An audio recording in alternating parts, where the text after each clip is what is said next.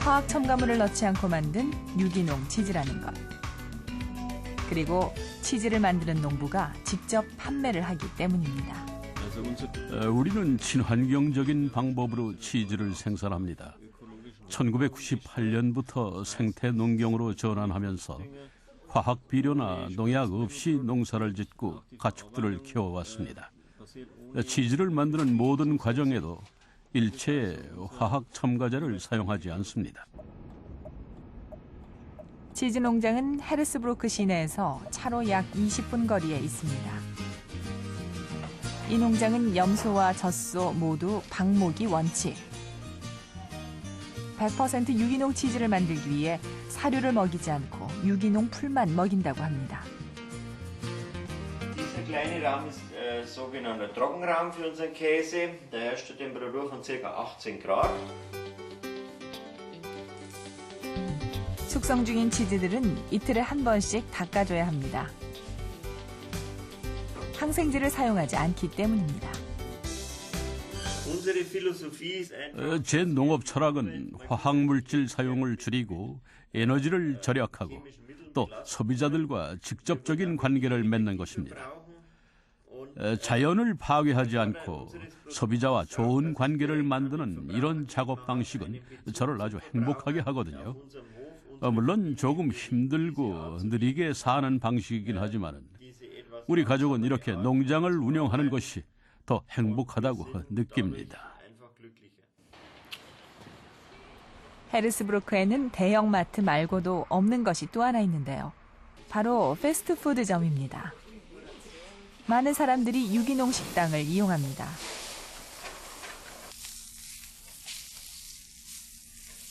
이 유기농 식당의 모든 음식들은 지역에서 생산된 신선한 재료들로 만들어지고 화학 조미료를 사용하지 않는 그야말로 슬로우 푸드입니다. 내가 먹는 음식이 무엇으로 어떻게 만들어지는지 알 수 있기 때문에 손님들은 안심하고 먹을 수 있습니다. 이 지역에서 생산된 건강하고 신선한 재료로 만든 음식들이니까 믿고 먹을 수 있습니다. 그런데 슬로우 푸드에 대한 관심은 어른들만의 이야기가 아닙니다. 미니 주방이라고 불리는 특별 수업. 슬로우 푸드 교육을 받기 위해 20여 명의 아이들이 식당을 찾았습니다.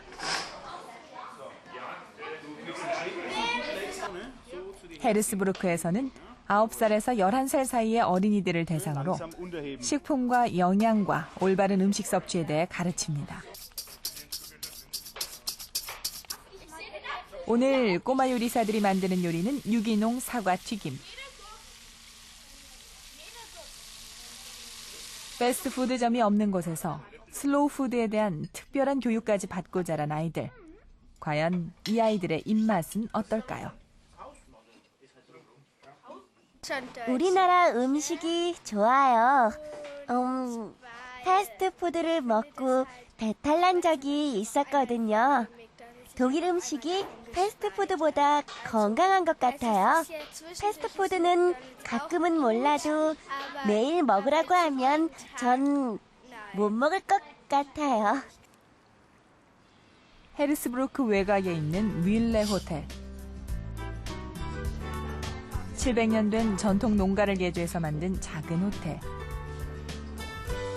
많은 사람들이 이 소박한 호텔을 찾는 이유는 전통적인 방식으로 만드는 특별한 음식을 먹기 위해서입니다. 이 호텔의 음식은 참 맛있고 건강에도 좋습니다. 빵도 직접 굽고요. 건강한 음식을 먹기 위해 이곳에 자주 옵니다. 호텔의 책임 주방장인 마르코츠 씨. 그녀는 매일 아침 빵을 굽기 위해 전통 가마에 불을 지핍니다. 빵의 재료는 유기농 밀가루. 호텔 텃밭에서 재배한 유기농 과일과 견과류들. 전통 화덕을 사용하다 보니 오븐에서 굽는 것보다 2시간 이상 더 걸리지만 건강에 좋은 빵을 만들기 위해 이런 방식을 고집하고 있다고 합니다. 뮬레 호텔의 전통 독일식 요리는 그 건강성을 인정받아 독일 미식상을 수상하기도 했습니다. 이게 바로 이 지역 전통 빵입니다. 신선한 공기와 깨끗한 물, 자연 그대로의 특별한 재료들이 들어갑니다. 만드는데 시간이 오래 걸려서 요즘은 이렇게 만드는 곳이 별로 없어요. 하지만 이 빵은 오래 보관할 수도 있고 영양가도 많습니다. 현대인들의 바쁜 일상을 상징하는 대형마트와 패스트푸드점이 없는 도시.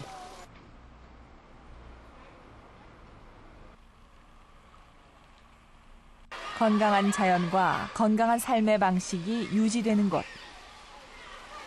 이런 이유들 때문에 헤르스브루크는 2001년 독일에서는 처음으로 슬로우 시티로 선정되면서 건강 도시를 선언했습니다.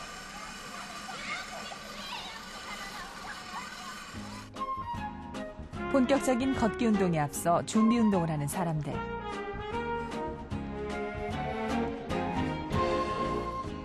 노르딕 워킹은 헤르스브루크의 건강도시 만들기 프로젝트의 하나인데요. 다양한 코스를 개발해서 누구라도 걷기를 통해 건강을 관리할 수 있도록 배려하고 있습니다. 슬로우시티 헤르스브루크의 목표는 건강한 먹을거리, 적절한 휴식과 운동을 통해 건강하고 행복한 도시를 만드는 것입니다.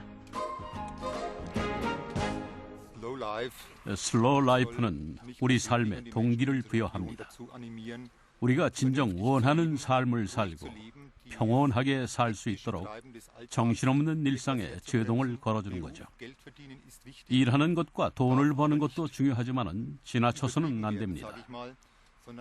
열심히 일하는 것과 마찬가지로 여유와 휴식도 삶의 일부이기 때문에 적절한 균형을 찾아야 합니다.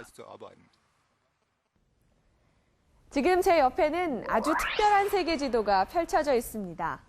바로 각 나라의 행복지수를 나타낸 지도인데요. 색깔이 진할수록 행복지수가 높은 나라입니다. 우리나라는 조사 대상인 178개국 가운데 103위로 행복지수가 그리 높지 않습니다. 이 결과는 2명의 영국 심리학자들이 지난 18년 동안 세계 각국의 행복지수를 연구한 결과인데요. 중요한 것은 두 학자가 이 연구를 진행하면서 사람들에게 제시한 행복을 위한 조건들입니다. 그 조건들을 살펴보면요. 첫째, 가족과 자신을 위해서 시간을 쏟아라. 둘째, 취미 생활을 하라. 셋째, 밀접한 대인관계를 맺고 휴식하라 합니다. 결국 삶에서 가장 중요한 것이 무엇인지를 되돌아보고 꼭 필요한 순간에 쉼표를 하나 찍으라는 얘기겠죠.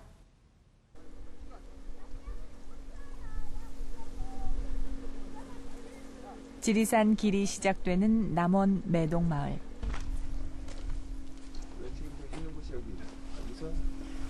어디지? 저기 봐봐. 저기 보이지? 저기 손가락 저기 봐.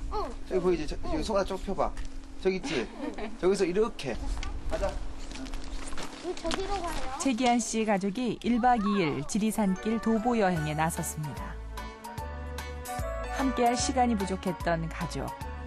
이렇게 같이 걷는 게 얼마만인지 모릅니다.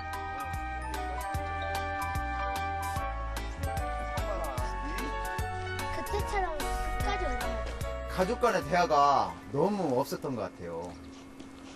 근데 이제 환경을 조금 바꿔보면은 어떤 자연스러운 대화가 이루어지지 않을까. 그래서 오늘 제가 소원이 바라던 거였는데 오늘 나오니까 정말 기분이 좋아요. 소원이 뭐였는데요? 엄마하고 나오기요. 엄마하고 온 가족이 같이 나오는 게 소원이었어요. 바쁘셔가지고. 볼 수 있는 게 아침하고 오면 볼 수가 있어요. 그때가 되기 전까지는 못 봐요. 그래서 슬퍼요. 엄마가 보고 싶을 때 못 보니까. 대부분의 맞벌이 가정이 그런 것처럼 최기한 씨 가족도 얼굴 맞대고 얘기할 시간조차 제대로 갖지 못하고 살아왔습니다. 그래서인지 아이들은 산길을 걷는 내내 엄마 아빠 옆에서 참새처럼 종알댑니다. 엄마 어렸을 때 김기에 있을 때